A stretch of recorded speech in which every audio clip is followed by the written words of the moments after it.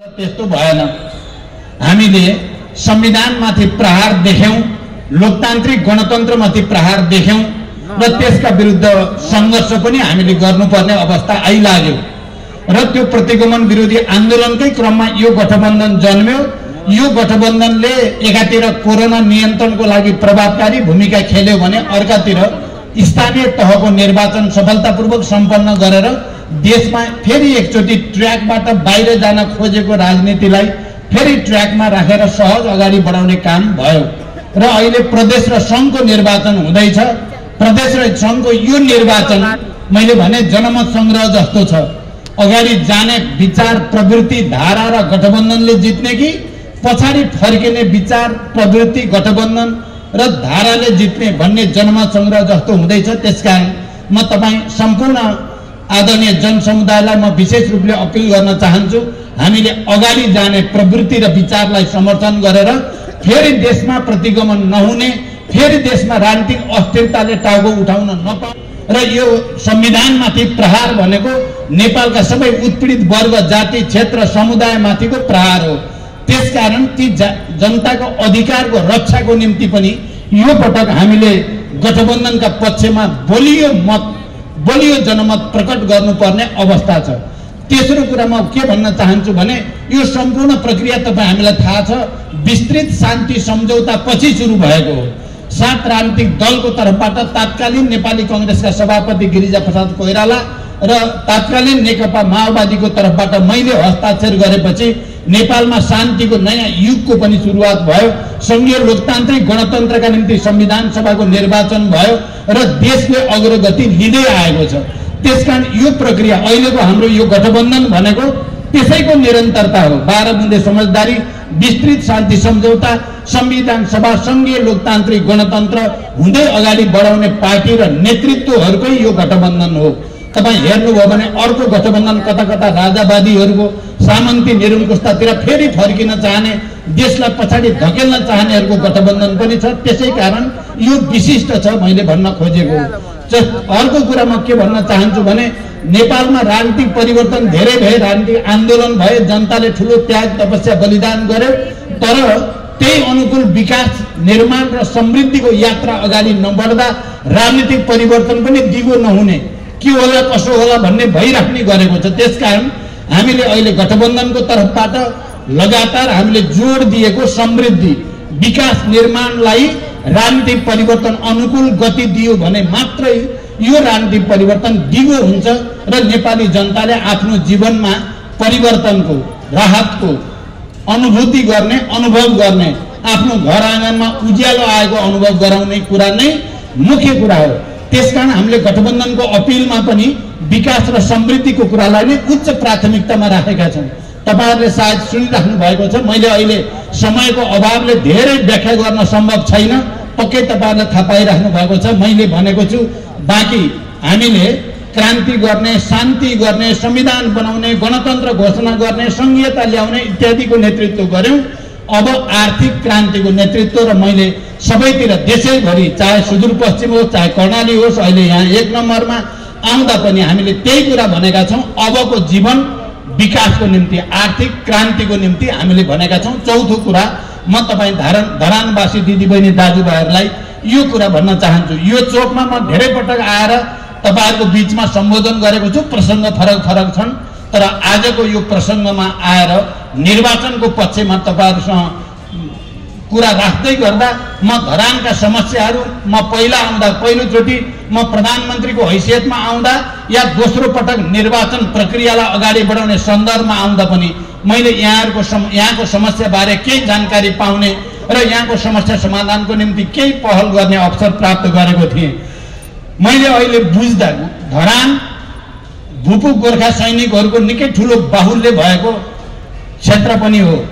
म तपाईहरुलाई यो कुरा जानकारी गराउन चाहन्छु। अहिले जो संवाद वार्ता चल्दैछ ब्रिटिश सरकारसँग, समान कामको निम्ति समान राहत, समान तलब सुविधाको निम्ति, त्यसमा म प्रत्यक्ष रूपले जोडिएको छु। म सम्पूर्ण भूपू गोर्खा सैनिकहरूलाई विश्वास दिलाउन चाहन्छु, मेरो र प्रधानमन्त्री शेरबहादुर देउवाको यो विषयमा धेरै गहिरो कुरा भएको छ र ब्रिटिश सरकारसँग पनि छिटोभन्दा छिटो संवादद्वारा यो समस्या समाधान गर्न मेरो मद्दत हुनेछ। म यो विश्वास तपाईहरुलाई दिलाउन चाहन्छु। दोस्रो, खानेपानीको समस्या, धरानको खानेपानी समस्या भनेपछि देशभरि राम्रैसँग बुझिएको समस्या छ। म हर्क साम्पाङ यहाँको मेयरलाई धन्यवाद भन्न चाहन्छु। उहाँले पानीकै समस्या हल गर्छु भनेर नै मेयर भन्नुभएको छ। उहाँलाई धन्यवाद छ। उहाँले मेहनत गर्दै हुनुहुन्छ पानीको समस्या हल गर्न। उहाँले धेरै दुःख गर्नुभएको छ। त्यो दुःखलाई हामी सबैले सम्मान गर्नुपर्ने हुन्छ। अब हर्कजीको यो चाहनालाई हामी केन्द्रबाट पनि बजेट पारेर योजना पारेर त्यसलाई मद्दत गर्नेछौँ। यो विश्वास पनि म तपाईहरुलाई दिलाउन चाहन्छु। अर्को, यहाँको यो किमाथाङका धरान जोड्ने बाटोको बारेमा यसलाई पूर्णता दिने आवश्यकता छ। यसले धरानको भविष्य आर्थिक गतिविधिमा ठूलो प्रभाव पार्छ भन्ने मेरो विश्वास छ।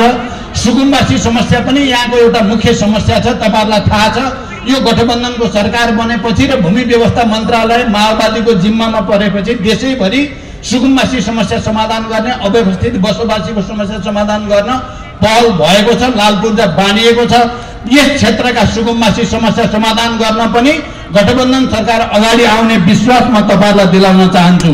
धरान खेलकुदको दृष्टिकोणले पनि महत्त्वपूर्ण क्षेत्र हो। यहाँका युवाहरू खेलकुद भनेपछि अलिक बढी नै रुचि राख्ने, बढी नै ध्यान दिने, मेहनत गर्ने भएको हुनाले यहाँको जो रङ्गशाला छ त्यो पूर्ण रूपमा बनेको छैन। त्यसलाई पूर्णता दिनको निम्ति केन्द्रबाट सहयोग गर्ने विश्वास पनि म तपाईहरुलाई दिलाउन चाहन्छु। यहाँ बीपी कोइराला इन्स्टिच्युट छ, धेरै ठुलो इन्स्टिच्युट, एसियाकै ठुलो इन्स्टिच्युट हुँदै पनि त्यसको व्यवस्थापनमा जति सुधार हुनुपर्ने नभएको हुनाले राम्रो मेसेज गएको छैन। यो इन्स्टिच्युटलाई व्यवस्थित पार्ने कुरामा पनि आउने सरकारले ध्यान दिने विश्वास पनि म तपाईहरुलाई दिलाउन चाहन्छु। म के भन्न चाहन्छु, यो गठबन्धन सरकार यो निर्वाचनको लागि मात्रै बनेको होइन। संविधान, लोकतन्त्र र जनताका अधिकारको रक्षाको निम्ति बनेको, या यो देशमा महिला, दलित, आदिवासी, जनजाति, मुस्लिम, मधेसी सबैले पाएको अधिकारको रक्षाको निम्ति र विकासको निम्ति बनेको गठबन्धन हो। त्यहाँदेखि यो गठबन्धन आउने 5 वर्ष त जान्छै जान्छ। तपाईहरुले थाहा पाउनु भएको छ, म हिजो प्रधानमन्त्रीजी र म कर्णालीमा थियौँ, लुम्बिनीमा थियौँ, अस्ति हामी सुदूरपश्चिममा थियौँ। हामी देशैभरि घुमिराखेका छौँ। देशैभरि गठबन्धनको पक्षमा लहर आइ नै सकेको छ। कारण गठबन्धनको जित सुनिश्चित छ। 5 वर्ष गठबन्धनको सरकार जाने कुरा पनि सुनिश्चित छ। तर गठबन्धन दलका हामी नेताहरूले 5 वर्ष मात्र होइन, 10-15 वर्षसम्म यो गठबन्धन लानु पर्दछ र यसैको माध्यमबाट विकास र समृद्धिको नयाँ यात्रा नेपालमा थाल्नुपर्छ भन्नेमा हामी कमिटेड छौँ। हिजो हाम्रा केही अनुभवहरूबाट नमिठा अनुभवहरू भएका छन्। त्यसबाट शिक्षा लिएर, त्यसबाट सिकेर हामी देशमा राजनीतिक स्थायित्व र विकासतिर जान चाहन्छौँ। अन्त्यमा अब जाँदा जाँदै तपाईहरुको अगाडि जो उम्मेदवार हुनुहुन्छ, माओवादी केन्द्रका मुकेशजी प्रतिनिधि सभाको उम्मेदवार, तपाईहरुलाई थाहा भइसकेकै छ। हँसिया हथौडा उहाँको चुनाव चिन्ह हो। त्यसमा अत्यधिक मत दिएर एउटा युवा, इनर्जेटिक, केही गरौँ भन्ने हुटुटी भएको, छटपटी भएको नेता हो। मलाई थाहा छ मुकेशको बारेमा। उहाँलाई अत्यधिक मतले विजयी गराएर पठाउनुहोस्। धरानको समस्या समाधान गर्नलाई म आउने 5 वर्षभित्र होइन, सुरुमै मेरो कोसिस हुन्छ उहाँलाई मन्त्री बनाएर तपाईहरुको विकासमा मद्दत गर्नेछु मैले। त्यसै गरिकन यहाँ फेरि नेपाली कांग्रेसका तर्फबाट उमेश थापा आफै पनि एउटा अनुभवी परिचित व्यक्तित्व हो। मैले त भन्न मिलेन उहाँलाई पनि मन्त्री बनाउँछु भनेर, तर पनि मलाई लाग्छ उहाँ पनि त्यसको निम्ति योग्य हुनुहुन्छ। प्रकाशजीलाई म अहिले जाँदा जाँदै बाटामा भन्ने छु। त्यस्तै रेवती रमन राई पनि एउटा अनुभवी समाजवादी पार्टीको नेता हुनुहुन्छ। उमेश थापालाई रुख चिन्हमा र रेवती रमन राईलाई कलम चिन्हमा अत्यधिक मत दिएर गठबन्धन, एउटा कुरा ध्यान दिनु होला, हामीले यो गठबन्धन अथवा यो परिवर्तनको प्रक्रियाको सुरुवात शान्ति सम्झौताबाट भएको हो। तपाईहरु कसैलाई अलि अप्ठ्यारो लाग्छ भने यदि तपाईहरु गिरिजा प्रसाद कोइरालालाई शान्तिको नायक, क्रान्तिको नायक ठान्नुहुन्छ नेपाली कांग्रेसका साथीहरू, माओवादी र अरू वामपन्थीहरूले त्यो सम्झौतामा हस्ताक्षर गर्ने प्रचण्डलाई क्रान्ति नायक, महानायक ठान्नुहुन्छ भने अबदेखि कांग्रेसले पनि प्रचण्डलाई नायक ठान्न पर्यो। अनि माओवादी र अरू वामपन्थीले पनि गिरिजा बाबु शेरबहादुर देउवालाई नायक ठान्न पर्यो। जुन दिन जुन दिन गिरिजाप्रसाद कोइरालाले र मैले एउटै कागजमा हस्ताक्षर गरेर देशमा शान्तिको युग सुरु भयो, गणतन्त्रको युग सुरु भयो, संघीयताको युग सुरु भयो, त्यसै दिन गिरिजा बाबुले हँसिया हथौडामा छाप लगाइदिनु भयो, मैले रुखमा छाप लगाएको। तपाईहरु कोही डराउन पर्दैन, मनमा कुनै दुविधा नराख्नु होला।